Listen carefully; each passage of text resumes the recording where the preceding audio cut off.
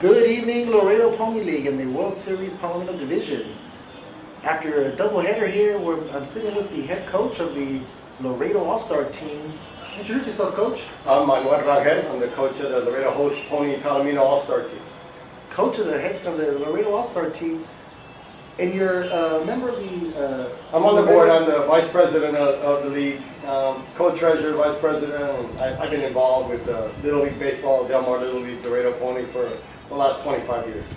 25 years. I recall Coach because he coached me in my Del Mar Little League days, and we're not going to talk about that in detail. That's inconsequential now. But we just got off of a double header. Is that correct? That was right. We played back-to-back games today. We played High Desert, the Western Zone champion, at 2 o'clock, and I think we beat them 11-1. Mm-hmm. And then at 5 o'clock, we played the team from the north, the team from Illinois, and we battled them, and we beat them 10-5. So we've advanced to the semifinal game tomorrow, 5 o'clock against Puerto Rico. A rematch. Rematch, yeah. Game we played last night. They're a stout team. They got the better of us yesterday. They got to tip your hat to a team that good. But tomorrow it's another day. We got probably our best pitcher up on the mound, and so I like our chances. No guarantees, but I know my guys will battle hard. We'll get some good rest. These 2 games took a lot out of my boys. Like they were tired at the end. But I think tomorrow after a good night's rest and knowing what's at stake, a chance to play the championship, we're going to come out and give our best effort. So if you guys win against Puerto Rico tomorrow, you go to the World Series championship game. Correct. First and second will be decided. Right. If you lose, you go to the third place game. Yes. Let's hope you guys make it to the championship game. I'm rooting for you guys. Thank you. One of the rule changes we had this year was the pitch count.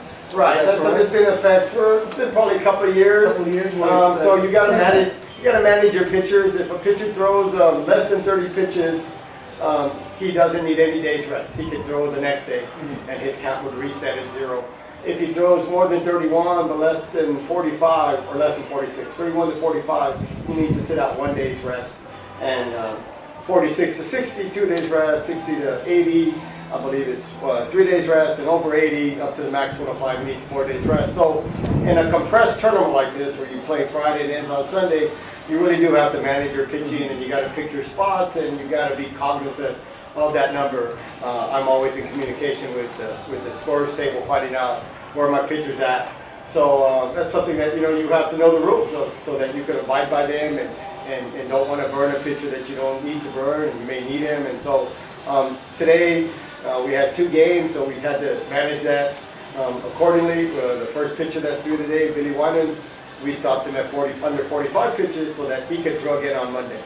We had a comfortable lead, so it was easy to do. And then we brought in Arturo Garcia in that first game, and he threw under 30, so he could throw it tomorrow if we needed him.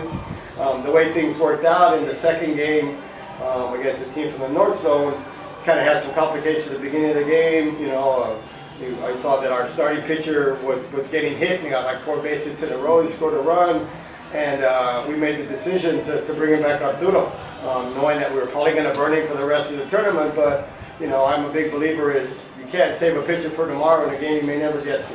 So the most important game is the game that's in front of you. You try to win that and manage it the best you can. And then if you win, then you worry about tomorrow.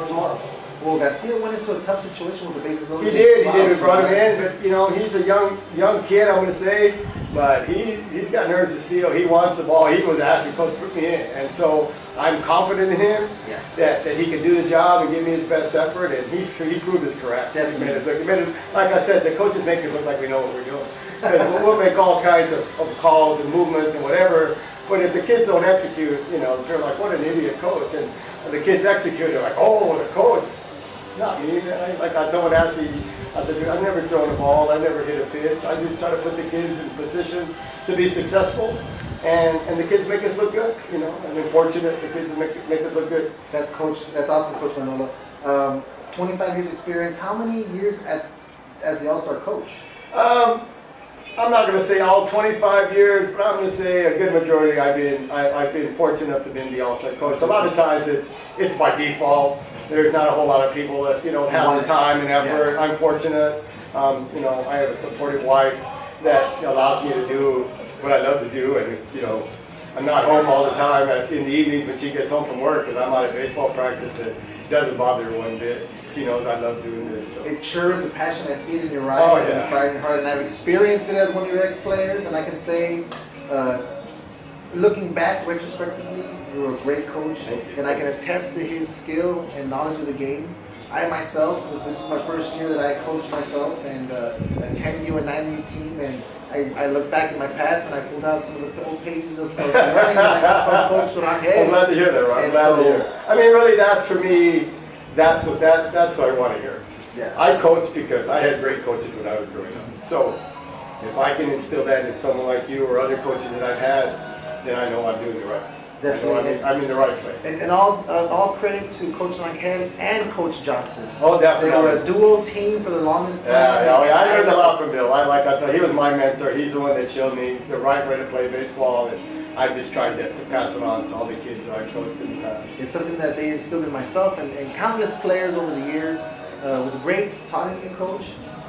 Thank you for your commitment to this league, to your vice presidency, to the league, and everything you do. And looking forward to many, many years. And I emulate you guys, and I want to put in those 25 years. I'm glad to know. I'm right behind you guys. Hopefully, I can sit on that side of the table one year. There you go. There you go. And I won't be here forever, man. So we need young people coming up. So. Well, I'll definitely visit you whenever happens in the years to come. Anything I can do to help you, you know how to find me. Thank you, I'm usually at community most days. I usually see you there. All right. And I need to join your older boys, the Palomino division. My younger kids are a little more raw and they need more help. It's amazing. I do that all the time. I have teams from 13 all the way to 18, and I mix my players, and I bring the younger players to work out with the older players. And the older players, they don't resent it, and the younger players, they eat it up. They see these kids, and hey, that's something I can be. And I've been fortunate that the kids that have played for me, they understand that, hey, we're here to help one another. It's nothing about being selfish. And so, yeah, I appreciate that. Well, mimicking is always I can't even think of the word, but it's a great form of flattery. Definitely. And I try to mimic your style. Thank you, Robert. Definitely try to mimic your style. Thank you, Coach. Thank you guys for watching. We're about to start the 4th and final game here in the Saturday series, so catch us live at 8 p.m. Hoping to see you guys soon. Robert Days and Coach Rangel signing out. Thank you for your time. Thank you, Robert.